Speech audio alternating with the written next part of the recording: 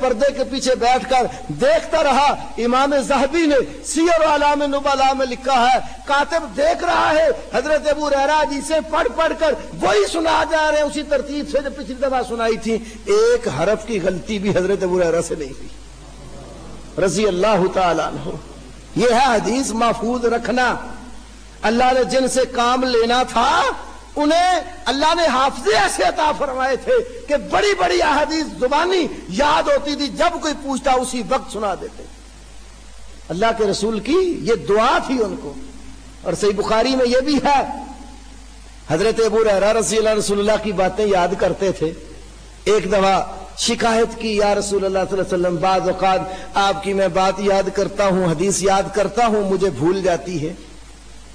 تو رسول اللہ صلی اللہ علیہ وسلم نے پھر دعا فرمائی، چادر پھیلائی گئی اور آپ نے دعا فرمائی اور کہا ابو ہریرہ اس چادر کو اٹھا کر اپنے سینے سے لگا لو۔ حضرت ابو ہریرہ فرماتے ہیں جب سے محمد رسول اللہ صلی اللہ علیہ وسلم نے میرے حق میں حفظ حدیث کی دعا فرمائی ہے، اس وقت سے لے کر آج تک میں رسول اللہ کی کوئی حدیث نہیں بھولا۔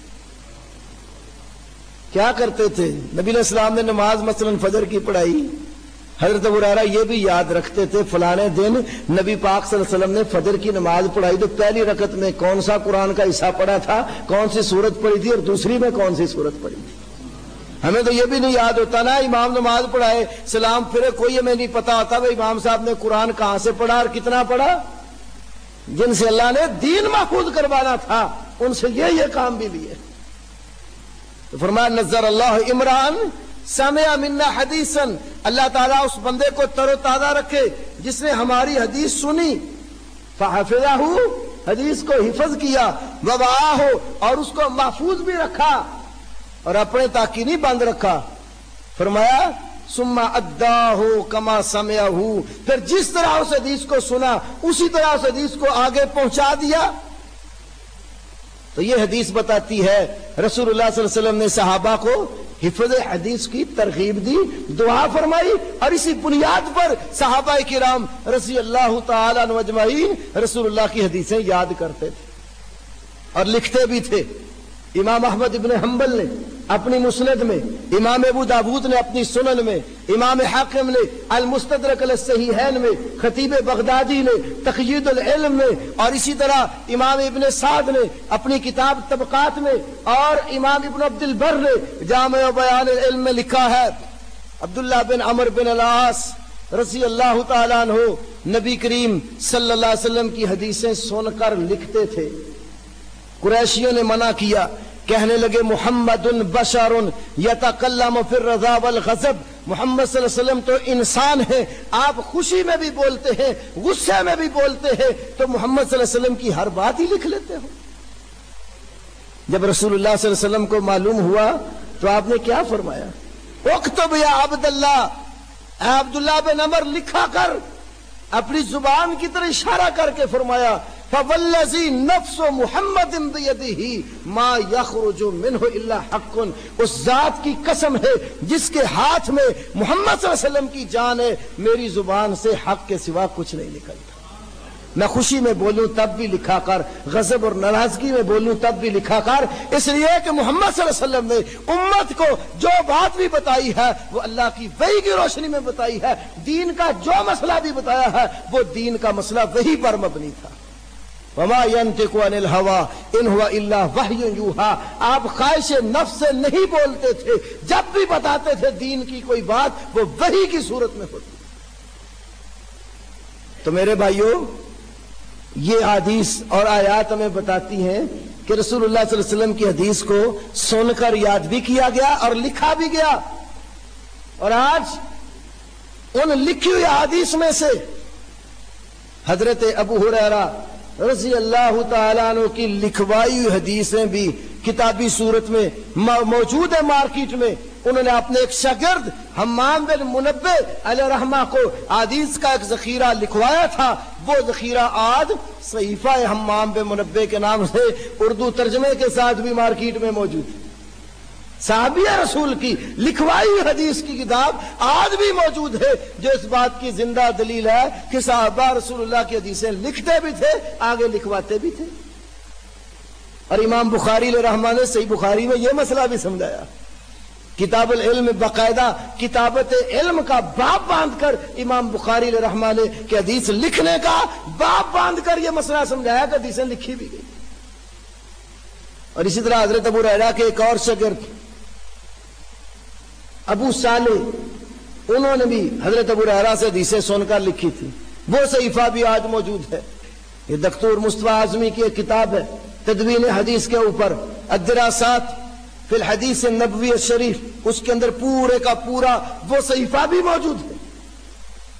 تو صحابہ کی لکھوائی کتابیں آج اس بات کی دلیل ہے کہ رسول اللہ صلی اللہ علیہ وسلم کی حدیثیں صحابہ نے یاد بھی کی تھی اور لکھی بھی تھی. یہ بات نہیں ہے کہ 200 سال بعد یا 300 سال بعد آ کر حدیثیں لکھی گئی، پہلے لکھی نہیں گئی. اصل میں بعض لوگ تدوین حدیث میں اور کتابت حدیث میں گڑبڑ کر جاتے ہیں. یہ 200 سال یا 300 سال بعد آ کر حدیث کی تدوین ہوئی ہے، کتابت پہلے ہی موجود تھی. کتابت میں حدیثیں لکھی، اس میں جو حدیث جس طرح سنی بغیر عنوان باندھے اور باب باندھے اور کتابیں مرتب کیے بغیر ترتیب کے، جس طرح حدیث سنی لکھی ہوئی تھی. ان محدثین نے آ کر یہ کام کیا کہ ان احادیث کو پھر باقاعدہ خاص ترتیب کے ساتھ مرتب کیا. جس طرح کتابوں کا طریقہ اور سلسلہ ہوتا ہے، تدوین کی آ کر مثلا زہد پر مبنی حدیثیں ایک جگہ کسی نے جمع کر دی، کسی نے بکر صدیق سے مروی حدیثیں ایک جگہ اکٹھی کر دی، کسی نے حضرت عمر سے جو مروی حدیثیں وہ ایک جگہ جمع کر دی، کسی نے عقائد کے اوپر مشتمل اسماء و صفات پر مبنی حدیثیں ایک جگہ جمع کر دی، کسی نے جو ہے نا وہ بالکل فقہی ترتیب کے اعتبار سے پہلے وضو، پھر اس طرح غسل، نماز، روزہ، حج، زکات، اس ترتیب سے حدیث کو جمع کیا. اس دور میں آ کر تدوین ہوئی ہے، کتابت تو پہلے ہی موجود تھی. آپ نے حجۃ الوداع کا خطبہ دیا. ابو شاہ نامی یمن کا ایک شخص تھا. حجۃ الوداع کے موقع پر وہ کہنے لگا یا رسول اللہ صلی اللہ علیہ وسلم، یہ جو آج آپ نے خطاب فرمایا ہے یہ مجھے لکھ دو. تو آپ صلی اللہ علیہ وسلم نے صحابہ سے کہا اکتبوا لابی شاہ، یہ ابو شاہ یمنی شخص ہے، جو میں نے خطاب کیا اس کو لکھ کر دے دو. ابھی حجۃ الوداع کے موقع پر بعض لوگ کہتے ہیں یہ بعض حدیث میں یہ بھی تو ہے آپ صلی اللہ علیہ وسلم نے لکھنے سے منع فرمایا تھا. لیکن میرے بھائیو یاد رکھو، لکھنے سے شروع میں کیوں منع کیا تھا اور کیوں کیا تھا؟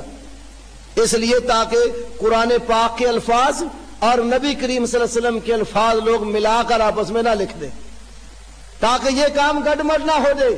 جب ان کے ذہنوں میں یہ بات راسخ ہو گئی اللہ کے کلام کا انداز کہ یہ کلام اللہ ہے، اس کے بعد نبی صلی اللہ علیہ وسلم نے اجازت دی. اب یہ حجۃ الوداع کے موقع کی حدیث میں نے آپ کے سامنے رکھی، اور عبداللہ بن عمر رضی اللہ عنہ کو جب لوگوں نے منع کیا تو آپ نے اجازت دی، حکم دیا لکھو. تو وہ بالکل حدیث کو نہ سمجھتے ہوئے غلط انداز میں پیش کرتے ہیں کہ آپ نے منع کر دیا تھا لہذا یہ حدیث کو لکھی ہی نہیں گئی.